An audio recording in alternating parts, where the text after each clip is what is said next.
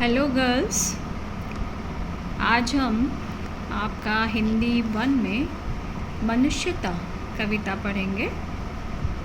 आज मैं मीनाक्षी भास्कर आपको कविता आपकी मनुष्यता पढ़ाऊंगी, जिसके कवि हैं मैथिली शरण गुप्त। भारतीय संस्कृति के अमर गायक कविवर मैथिली शरण गुप्त हिंदी काव्य जगत के अनुपम रत्न हैं। गुप्त जी गांधी जी के व्यक्तित्व और आदर्शों से प्रभावित थे। उनके काव्य में राष्ट्र प्रेम की अभिव्यक्ति होने के कारण उन्हें राष्ट्र कवि होने का गौरव प्राप्त है। यानी उनकी जो कविता होती हैं वो हमेशा देशभक्ति की भावना से भरी रहती हैं, इसलिए उनको राष्ट्र कवि की उपाधि मिली। साकेत, यशोधरा, भारती, पंचवटी आदि इनकी प्रमुख काव्य कृतियाँ हैं। प्रस्तुत कविता में कवि ने बताया है कि मनुष्य की भलाई के लिए अपने को न्योछावर कर देने वाला ही वास्तविक मनुष्य है। यानी कहने का तात्पर्य है कि जो व्यक्ति दूसरों की भलाई के लिए कार्य करता है वही सच्चे मायनों में मनुष्य है। केवल अपने लिए जीना तो पशुता है। यानी जो व्यक्ति सिर्फ अपने अपने लिए जीते हैं, अपने अपने लिए कार्य करते हैं, वो एक पशु के समान कहे गए हैं। यानी कवि ने उनको एक पशु के समान संज्ञा दी है। अब हम कविता पढ़ते हैं। विचार लो कि मर्त हो ना मृत्यु से डरो कभी, मरो परंतु यूँ मरो कि याद जो करे सभी। यहाँ पर मैथिली शरण गुप्त जी कह रहे हैं कि ये जो संसार है वो क्या है, इसमें जितनी भी वस्तुएं विद्यमान हैं, जितने भी लोग हैं, वो क्या है, नाशवान है। अर्थात उनका एक दिन नाश अवश्य हो जाएगा, यानी वो सब नष्ट हो जाएंगे। तो इसलिए ना मृत्यु से डरो कभी, तो इसलिए हमें मृत्यु से कभी भी नहीं डरना चाहिए, क्योंकि सबका अंत एक दिन निश्चित है। मरो परंतु यूँ मरो कि याद जो करे सभी। कवि कह रहे हैं कि हमें दूसरों की भलाई के लिए कार्य करते हुए मरना चाहिए, ताकि मरने के बाद भी लोग आपको याद करें। हुई न यो सुमृत्यु तो वृथा मरे वृथा जिए। यदि आपकी इस तरह से अच्छी मृत्यु नहीं हुई है, यानी कहने का तात्पर्य यदि आपने दूसरों की भलाई के लिए कार्य नहीं किए तो आपका जीना भी बेकार है और आपका मरना भी बेकार है। मरा नहीं वही कि जो जिया ना आपके लिए।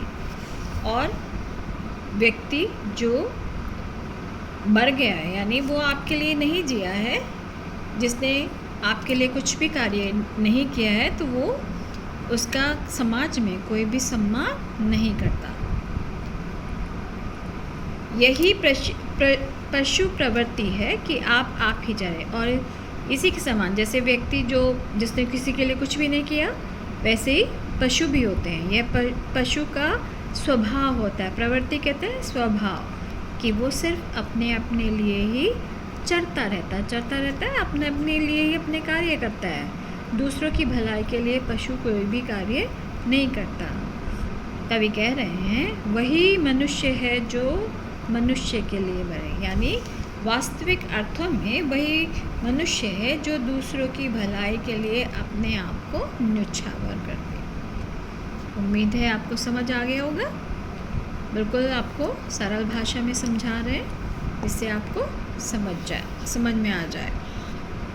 अब हम दूसरा लेते हैं। रहो न भूल के कभी मदांध तुच्छ चित्त में, सनाथ जान आपको करे नगर चित्त में। कवि कह रहे हैं कि हमें मदांत यानी मद में जो अंधा हो जाता है, घमंड में जो अंधा हो जाता है, यानी जिसको उचित और अनुचित का अंतर समझ नहीं आता है। यानी जब सुख सुविधाएं हो जाती हैं तो व्यक्ति अपने मद में अंधा हो जाता है, अपने मन में घमंड करने लगता है। सनाथ जान आपको करो नगर चित्त में। और सब सुख सुविधा होने पर और अपने लोगों के साथ रहने पर हमें कभी भी अपने मन में घमंड नहीं करना चाहिए, यानी सुख सुविधाओं अपने परिवार के सभी सदस्यों के साथ सुखपूर्वक रहते हुए हमें कभी भी घमंड नहीं करना चाहिए। कवि कह रहे हैं, अनाथ कौन है यहाँ, त्रिलोकनाथ साथ है। यानी इस संसार में कोई भी व्यक्ति अनाथ नहीं है, क्योंकि ईश्वर की कृपा सबके ऊपर है। यानी सबके साथ, तीनों लोकों के स्वामी जो ईश्वर हैं वो हमेशा उनके साथ हैं, तो इसलिए उन्हें कभी भी अनाथ नहीं समझना चाहिए। दयालु दीन बंधु के बड़े विशाल हाथ हैं। जो ईश्वर है वो क्या है, दयालु हैं। दीन बंधु यानी जो गरीब लोग हैं उनके मित्र हैं, और उनके हाथ भी बहुत विशाल हैं, यानी वो हमेशा ऐसे लोगों पर अपनी कृपा दृष्टि रखते हैं। अतीव भाग्यहीन है अधीर भाव जो भरे, वही मनुष्य है जो मनुष्य के लिए मरे। यहाँ पर कवि कह रहे हैं कि जिनके मन में अधीर भाव है वही व्यक्ति अतीव कहते हैं अत्यंत भाग्यहीन है। और कह रहे हैं कवि कि वही व्यक्ति वास्तव में सच्चा व्यक्ति है जो दूसरों की भलाई के लिए अपने आप को न्यौछावर करता है। आज हम 2 ही पैराग्राफ करेंगे। उम्मीद है आपको समझ आ गया होगा। इसी के साथ हम विराम लेते हैं। धन्यवाद।